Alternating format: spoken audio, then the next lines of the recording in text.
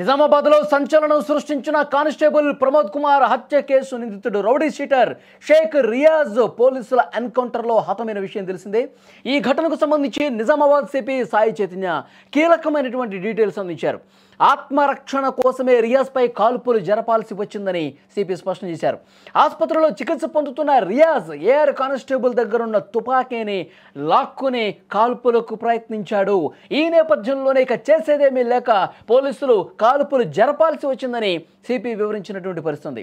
ఈ ఘటన జరిగిన వెంటనే రియాజ్ ప్రాణాలు కోల్పోయాడు. అక్టోబర్ 17న నిజామాబాద్ సిసిఎస్ కానిస్టేబుల్ ప్రమోద్ కుమార్ని ఈ రౌడీ షీటర్ దారుణంగా కత్తితో పొడిచి చంపిన పరిస్థితి. అనేక కేసుల్లో నిందితుడైన రియాజ్ను అదుపులోకి తీసుకుని పోలీస్ స్టేషన్కు తరలిస్తున్న సమయంలో ప్రమోద్ మీద కత్తితో దాడి చేశాడు. ఈ దాడిలో తీవ్రంగా గాయపడ్డ కానిస్టేబుల్ ప్రమోద్ ఆసుపత్రిలో చికిత్స పొందుతూ కన్నుమూశారు. ఈ ఘటనను తెలంగాణ పోలీస్ శాఖ చాలా సీరియస్గా తీసుకుంది. పోలీసులు రంగంలోకి దిగి అక్టోబర్ 19న రియాజ్ను అరెస్ట్ చేశారు. నగర శివార్లోని ఒక పాత లారీ క్యాబిన్లో రియాజ్ దాక్కున్నట్లుగా తెలియడంతో అక్కడికి వెళ్ళి అదుపులోకి తీసుకున్నారు. అప్పటికే రియాజ్ అక్కడ వేరే వ్యక్తితో గొడవపడి గాయాల పాలైన పరిస్థితుంది. పోలీసులు అతన్ని నిజామాబాద్ ప్రభుత్వ ఆసుపత్రిలో చికిత్స నిమిత్తం చేర్పించిన పరిస్థితుంది. అసలు ఎన్కౌంటర్ జరిగే ముందు ఏం జరిగింది, ఎన్కౌంటర్ జరిగే కొద్ది నిమిషాల ముందు అసలు అక్కడ ఎలాంటి పరిస్థితులు ఉన్నాయో ఒక్కసారి మీకు ఎక్స్ప్లెయిన్ చేసే ప్రయత్నం చేస్తా. ఆసుపత్రిలో చికిత్స పొందుతున్న క్రమంలో అతడు తెలివిగా ప్రవర్తించాలని ప్రయత్నం చేశాడు. అక్కడి నుంచి తప్పించుకోవాలనే ప్రయత్నం చేసినట్టుగా మనకి సమాచారం వస్తుంది. వెంటనే అక్కడ పోలీసులు కూడా కాపలా ఉన్నారు. ఏఆర్ కానిస్టేబుల్తో పాటు మరికొంతమంది అక్కడ కాపలా ఉన్నారు. ఆ రియాజ్ ఎటు తప్పించుకోకుండా ఉండేందుకు అతనికి చికిత్స అందిస్తున్నారు కాబట్టి. అయితే ఈ రియాజు నేను బాత్రూమ్కి వెళ్ళాలి అని చెప్పి పర్మిషన్ అడిగినటువంటి పరిస్థితి. సరే, బాత్రూమ్కి వెళ్ళే విధంగా అక్కడ అనుకూలంగా వాతావరణం కల్పించారు. అతడు బాత్రూమ్కి వెళ్ళి తిరిగి వచ్చే క్రమంలో తప్పించుకునే ప్రయత్నం చేశాడు. రియాజు అక్కడ ఉన్నటువంటి గది అద్దాలు పగలగొట్టే ప్రయత్నం చేశాడు. వెంటనే దీన్ని గమనించినటువంటి ఏఆర్ కానిస్టేబుల్ అక్కడికి వెళ్ళి చూశాడు. అద్దం పగలగొట్టుంది. దాంతోపాటు ఇతను తప్పించుకునే ప్రయత్నం చేస్తున్నాడు. వెంటనే ఏఆర్ కానిస్టేబుల్ అతన్ని ఆపే ప్రయత్నం చేశాడు. అతన్ని తప్పించుకోకుండా పెనుగులాట జరిగింది. ఈ సమయంలోనే ఆ ఏఆర్ కానిస్టేబుల్ దగ్గర ఉన్నటువంటి గన్ను తీసుకుని ఆ కానిస్టేబుల్ మీదే మళ్ళీ కాల్పులకు దిగేటువంటి ప్రయత్నం చేశాడు. వెంటనే అలర్ట్ అయినటువంటి ఆ ఎయిర్ కానిస్టేబుల్ మళ్ళీ అక్కడ చుట్టూ ఉన్నటువంటి కొంత పోలీసులు ఇక అతడు గన్ చేతిలో ఉంది కాబట్టి ఏ క్షణమైనా సరే పోలీసుల మీద కాల్పులు జరుపుతాడన్న ఉద్దేశంతో మిగతా పోలీసులు అతన్ని కాల్ చేసినటువంటి పరిస్థితి. అంటే పోలీసులు తమ ప్రాణ రక్షణలో భాగంగా రౌడీ షీటర్ రియాజ్ను కాల్చి చంపినటువంటి పరిస్థితి. రియాజ్ అనే రౌడీ షీటర్ ఎంత దుర్మార్గుడో చూడండి, ఎంత దుర్మార్గంగా. ఇప్పటికే అతని మీద 40 కేసులు ఉన్నాయి. బైక్ దొంగతనాలు కావచ్చు, వేరే వాళ్ళ మీద దాడి చేసినటువంటి కేసులు కావచ్చు, బెదిరింపులు కావచ్చు, ఇలా చాలా దుర్మార్గమైనటువంటి రౌడీ షీటర్. 40 కేసులు ఉన్నాయంటే అతని ట్రాక్ రికార్డు ఎంత భయంకరంగా ఉందో అర్థమవుతుంది. ఎంత కరుడు కట్టినటువంటి నేరాలు చేసినటువంటి నేరస్తుడిగా పేరుందో అర్థమవుతుంది. అతడు ముందుగా ఆ కానిస్టేబుల్ ప్రమోద్ కుమార్ని చంపేసి కత్తితో పొడిచి చంపేసి పారిపోయే క్రమంలో కూడా అది నిజామాబాదు దాటిపోలేదండి, ఇక్కడే ఉన్నాడు. ముందు అనుకున్నారు మహారాష్ట్రలో ఇంకొక స్టేట్కే వెళ్ళిపోయి ఉంటాడు అని చెప్పి 9 పోలీసు బృందాలు గాలించిన పరిస్థితుంది. కానీ నిజామాబాద్ ఆ సరౌండింగ్స్లోనే ఉన్నాడని చెప్పి భావించి డ్రోన్ కెమెరాలతో అతన్ని పట్టుకునే ప్రయత్నం చేశారు. ఒక కెనాల్ దగ్గర అతడు కనిపిస్తే అతన్ని పట్టుకునే క్రమంలో తప్పించుకుని కెనాల్లో దూకి అక్కడి నుంచి పోలీసులకు దూరంగా వెళ్ళిపోయిన పరిస్థితుంది. ఆ తర్వాత మళ్ళీ గాలింపు చేస్తుండగా అక్కడ ఒక పాడుబడ్డ లారీ క్యాబిన్లో దాక్కున్నాడు. ఆ సమాచారం కూడా తెలుసుకున్న వెంటనే అక్కడి నుంచి కూడా తప్పించుకునే ప్రయత్నం చేశాడు. అక్కడ ఉన్నటువంటి ఒక స్థానికుడు పోలీసులకి సహకరించాలన్న ఉద్దేశంతో ఆ రియాజ్ను పట్టుకునే ప్రయత్నం చేస్తే అతన్ని కూడా గాయపరిచినటువంటి పరిస్థితి, తీవ్ర గాయాలయ్యాయి. సో ఆ పెనుగులాటలో రియాజ్ కూడా గాయాలైన పరిస్థితుంది. తర్వాత పోలీసులు పట్టుకుని ఇతర గాయాలైనవి కదా అని చెప్పి ఆసుపత్రిలో చికిత్సను మొత్తం చేర్పిస్తే అక్కడి నుంచి కూడా తప్పించుకునే ప్రయత్నం చేశాడు. వెంట ఎప్పటికీ కత్తి ఉంటుందండి. ఈ తప్పించుకునే క్రమంలో కూడా చాలామంది మీద దాడి చేశాడు. వెంటనే తన వెంట ఎప్పటికీ ఒక కత్తి పెట్టుకుంటాడు. ఆ కత్తితోనే విచక్షణ రహితంగా అడ్డం వస్తే ఎవరిని పడితే వాడిని పొడి చేసే పరిస్థితుంది. అంత దుర్మార్గుడు. సరే, ఆసుపత్రిని పోలీసులు దొరికిపోయాను, పోలీసులు అరెస్ట్ చేశారు. సరే, నాకు గాయాలని కాబట్టి చికిత్స అందిస్తున్నారు. మరి పోలీసుల దగ్గర పద్ధతిగా ఉంటాడని చెప్పి అనుకున్నారు. కానీ ఆ రియాజు ఆ మైండ్ సెట్ వేరే. ఎప్పటికప్పుడు పోలీసుల నుంచి తప్పించుకోవాలి, అవసరం వస్తే ఆ పోలీసులను కూడా చంపేయాలి.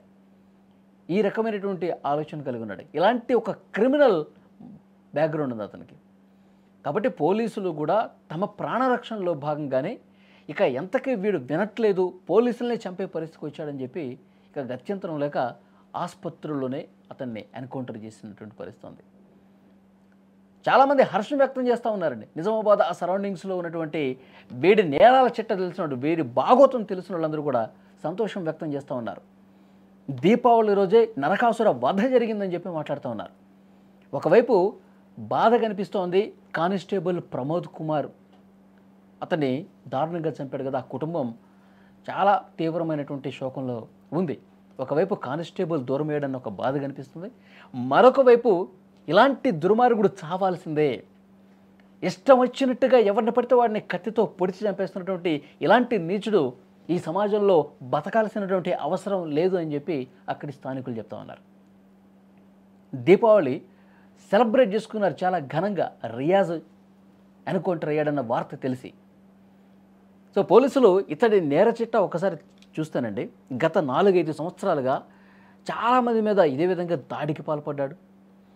చాలా బైకులు దొంగతనాలు చేసి, బుల్లెట్ బైకులు ఖరీదైనటువంటి బైక్స్ దొంగతనాలు చేసి మహారాష్ట్రకి వెళ్ళి అమ్మేసినటువంటి చరిత్ర ఉంది. చాలామంది మీద కత్తితో దాడి చేసినటువంటి చరిత్ర ఉంది. చాలామంది అమ్మాయిలతో మిస్బిహేవ్ చేసినటువంటి చరిత్ర ఉంది. సో డెఫినెట్గా ఇవన్నీ కేసులు 40 ఉన్నాయి. కొన్నిసార్లు జైలుకి వెళ్ళటం, మళ్ళీ బెయిల్ మీద ఏదో రకంగా బయటికి రావటం, మళ్ళీ ఇదే విధంగా నేరాలు చేసేటువంటి పరిస్థితి ఉంది. కానీ ఒక కానిస్టేబుల్ని చాలా దారుణంగా అతను తన వృత్తిలో భాగంగా అతనికి కేసు అప్పగిస్తే అతన్ని అదుపులోకి తీసుకొని బైక్ మీద ఎక్కించుకొని పోలీస్ స్టేషన్కి తీసుకెళ్తున్న క్రమంలో నడి రోడ్డు మీద అందరూ చూస్తుండగా తన వెంట ఉన్నటువంటి ఎప్పుడూ కత్తి ఉంటుంది కదా, పొడిచి వెనక నుంచి పొడిచి చంపేశాడండి. రక్తపు మడుగులో పడినటువంటి ఆ కానిస్టేబుల్ ఇట్లా రోడ్డు మీద పడిపోయాడుగా ఇతను పారిపోయాడు. ఇతను కానిస్టేబుల్ ప్రమోద్ కుమార్ని ఆసుపత్రికి తీసుకెళ్లే లోపే అతను చనిపోయినటువంటి పరిస్థితి ఉంది. ఎంత దుర్మార్గం చూడండి, ఎంత దారుణం చూడండి. అంటే పోలీసులు అంటే కనీసం భయం లేదు, 1% కూడా భయం లేనటువంటి పరిస్థితి ఉంది. పోలీసుల్ని చంపే పరిస్థితికి వచ్చాడంటే వీడంతా కరుడు కట్టినటువంటి నేరస్తుడు అనేది అర్థమవుతుంది. సరే, పారిపోయినప్పుడు పోలీసులు పట్టుకునే టైంలో కూడా పోలీసుల మీద దాడి చేశాడు. ఆసుపత్రిలో చికిత్స పొందుతున్నప్పుడు మళ్ళీ పోలీసుల దగ్గర గన్ లాక్కుని పోలీసుల్ని కాల్చే ప్రయత్నం చేశాడు.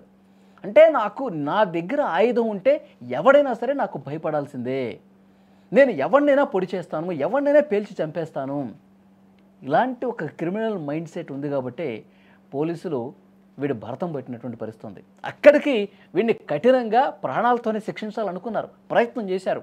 కానీ వీడి చేష్టలతో పోలీసులు కూడా విసిగిపోయారు. పోలీసులు తమ ప్రాణాలు కాపాడుకోవటం కోసం ఈ దుర్మార్గుడిని ఎన్కౌంటర్ చేయాల్సినటువంటి పరిస్థితి వచ్చింది. ఈ వీడియో చూస్తున్న ప్రతి ఒక్కరు స్పందించండి. కరుడు కట్టినటువంటి నేరస్తుడు ఈ రౌడీ షీటర్ రియాజ్ను పోలీసులు కాల్చి చంపటం అనేది సరైన నిర్ణయం కాదా? Please comment. ఇవాళ ఒక అన్ఫార్చునేట్ ఇన్సిడెంట్ జరిగింది. గవర్నమెంట్ జనరల్ హాస్పిటల్లో ఒక ప్రీవియస్ అక్యూజ్ రియాజ్ అనే అతను వార్డులో ఉన్నాడు. అయితే రెగ్యులర్ చెకింగ్లో భాగంగా ఆర్ఐ గారు అక్కడ చెకింగ్కి వెళ్తే అక్కడ రూమ్ దగ్గర తలుపులు పాల్గొట్టే సౌండ్, తర్వాత అద్దం పగిలిన వచ్చేసరికి